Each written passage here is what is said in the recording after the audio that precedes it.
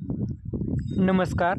भारतीय हवामान विभागाने पुढील 4 ते 5 दिवस पुन्हा एकदा राज्यातील काही भागात काही ठिकाणी मुसळधार ते अतिमुसळधार पावसाचा इशारा जारी केला आहे.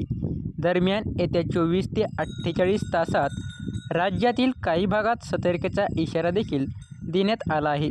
घाटमाथा, उत्तर कोकणात अतिवृष्टी.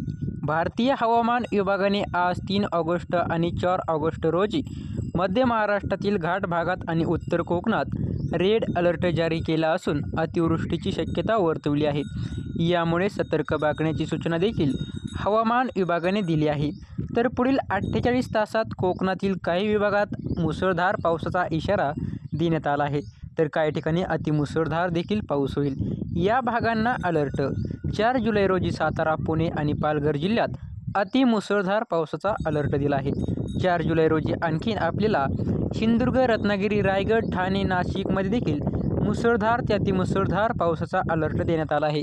मराठवाड्यातील छत्रपती संभाजीनगर, जालना, परभणी, हिंगोली आणि बीडच्या काही भागात मेघगर्जनेसह पाऊस पडेल असा अंदाज वर्तवला आहे.